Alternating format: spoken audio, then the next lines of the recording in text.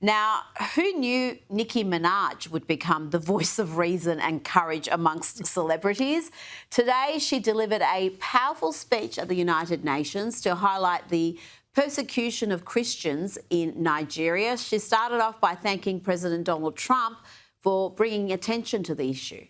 I would like to thank President Trump for prioritizing this issue and for his leadership on the global stage in calling for urgent action to defend Christians in Nigeria, to combat extremism, and to bring a stop to violence against those who simply want to exercise their natural right to freedom of religion or belief.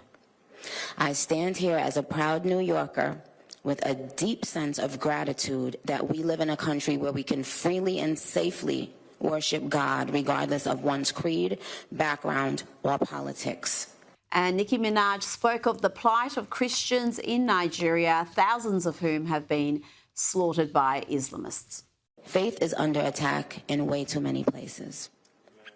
In Nigeria, Christians are being targeted, driven from their homes, and killed. Churches have been burned. Families have been torn apart, and entire communities live in fear constantly, simply because of how they pray. Ami, I've got to say I'm impressed. I don't normally care for celebrity opinions, but she is bringing attention to something that is being actively ignored by so many. Even some of the reporting on this, they say alleged persecution of Christians, despite all the available evidence. Yeah, look, count me in as a member of the paid member of the Barbs. What can I tell you? Nicki Minaj. Wow, all I thought she did was sing. I'll take the win wherever I can get it. Look, it's really, it's interesting. Yes, like you said, the way this is being kind of framed by the media is just so fascinating. I read article after article about this. CNN talking about how this is really a nuanced and complex issue. Really, is it really that nuanced, right? Like they cannot make Muslims the bad guy. They just can't do it, no matter what the truth and the facts tell you, right? They cannot say that Christians are being persecuted by Muslim people. They have to say, like, well, by the way, Muslim people are being killed too, which is totally true, but they're being killed because they're not being Islamic enough for these radicals in Nigeria, right? They leave that part out conveniently. And so interesting, they're giving the number of Christians killed.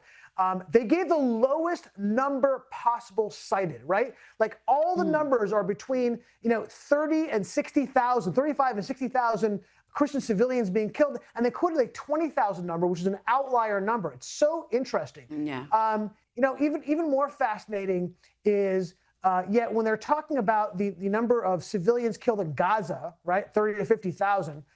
Look, protests across the street, outrage across the globe.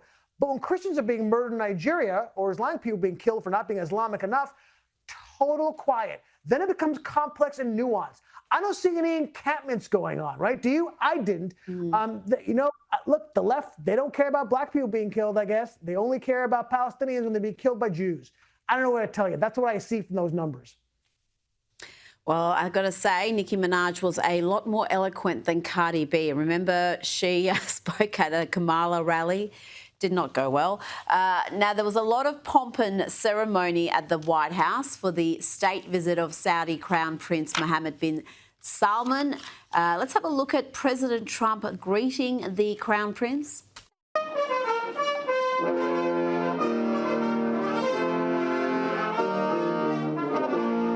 And they had fruitful discussions with the Crown Prince announcing a massive boost to investment in the US. We believe in what you're doing, Mr. President, really creating a lot of good things and good foundation to create more economic growth, more business in America.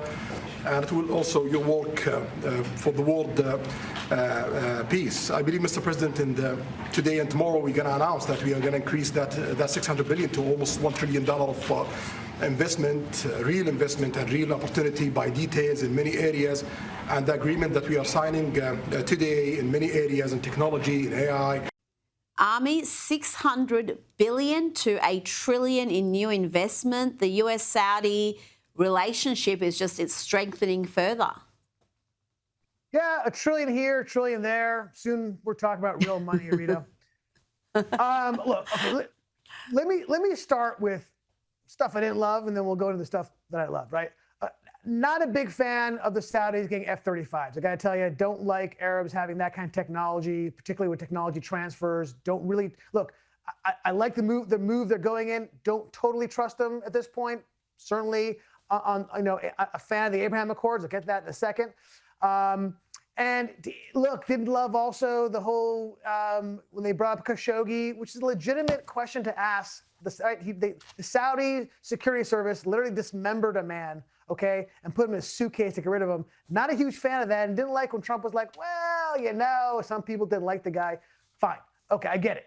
Now, having said that, finally, look, what do we have with 4 years of Biden? We had him pushing the Saudis. Oh, this is real. As much as I don't trust the Saudis, this is realpolitik at its finest, okay? You deal with the people who are there. And him pushing the Saudis away for years, have the Saudis pivot toward who? Not England, not France. They pivoted toward the other powers in the world. They pivoted toward China. They pivoted toward Russia. That's not good for the United States. That is not good for peace around the world. They even started flirting with engagement with Iran because they were afraid of being left out in the cold with the Biden administration poo-pooing them and pushing them off to the side. Okay, that's the way we work. This is the reality of politics. Having them join the Abraham Accords, which is clearly the direction we're going in, is an absolute game changer for the Middle East. Okay, the Abraham Accord was big enough as it is.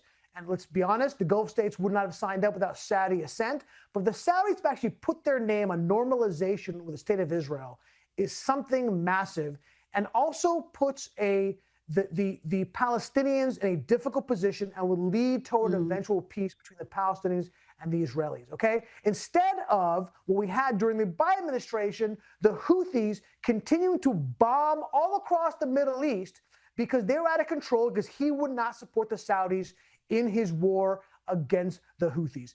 That's the situation we find ourselves in. So kudos to the president to having him come to the White House, and kudos to pushing forward with the Abraham Accords. And there was a sign that relations between Elon Musk and President Trump have improved. Musk was at the White House dinner for the Crown Prince. Of course, they came together after that little tiff they had at Charlie Kirk's funeral in Phoenix, and it seems like things are improving there. Ami, stay with me.